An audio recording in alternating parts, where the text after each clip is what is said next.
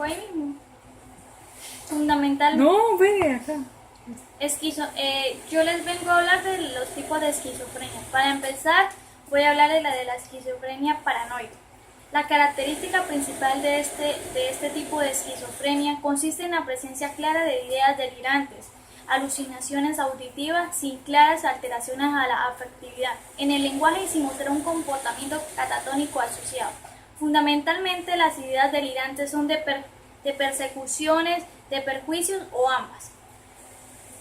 Pero también puede presentarse ideas delirantes con la temática, aunque suelen estar organizadas alrededor de un tema coherente. También es habitual que las alucinaciones estén relacionadas con el contenido de la temática delirante. Los síntomas asociados incluyen ansiedad, ira, retraimiento y tendencia a discutir. El inicio tiende a ser más tardío que en otros tipos de esquizofrenia, y las características distintivas pueden ser más estables en el tiempo. La segunda tipo de esquizofrenia que le voy a hablar es la desorganizada. Las características principales de este tipo de esquizofrenia son el lenguaje desorganizado, el comportamiento desorganizado y unas alteraciones en las emociones marcadas. Pueden haber ideas delirantes y alucinaciones, pero no suelen estar organizadas en torno a un tema coherente. Las características asociadas incluyen muecas.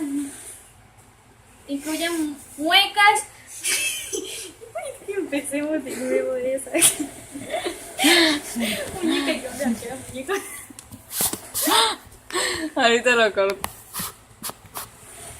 El segundo tipo de esquizofrenia que le vengo a hablar es la esquizofrenia desorganizada. Las características principales de este tipo de esquizofrenia son el lenguaje desorganizado, el comportamiento desorganizado y unas alteraciones en las emociones marcadas.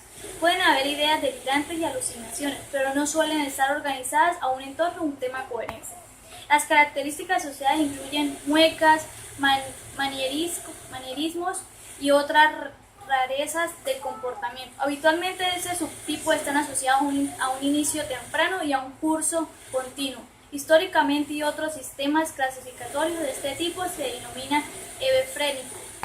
El tercer tipo de esquizofrenia que les vengo a hablar se llama esquizofrenia catatónica. Las características de este tipo de esquizofrenia es una marcada alteración psicomotora que pueden incluir inmovilidad, actividad motora excesiva, negativismo extremo, mutismo o peculiaridades del movimiento voluntario. Aparentemente la actividad motora excesiva carece del propósito y no está influida para estímulos externos. Pueden haber desde el mantenimiento de una. Siga.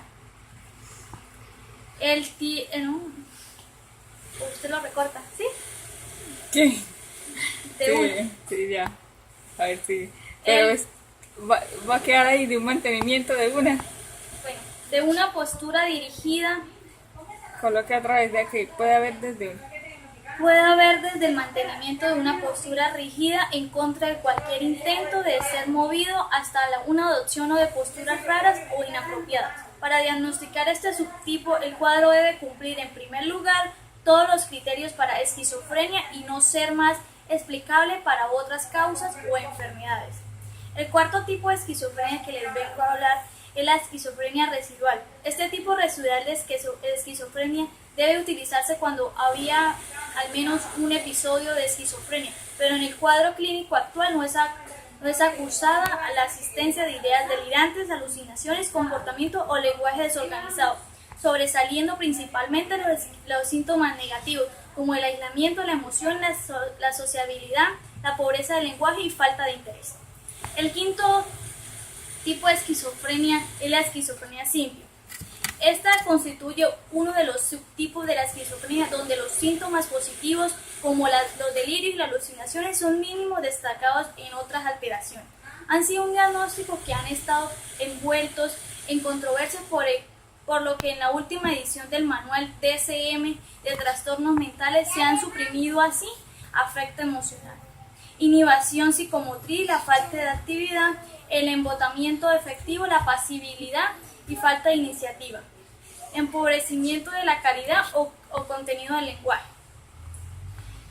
durante más de un año, pero sin los síntomas positivos propios de la psicosis. Todos estos posibles síntomas suponen un empeoramiento significativo de la actividad laboral o académica y alteraciones de las relaciones personales. El otro tema que les vengo a hablar son los trastornos de ansiedad.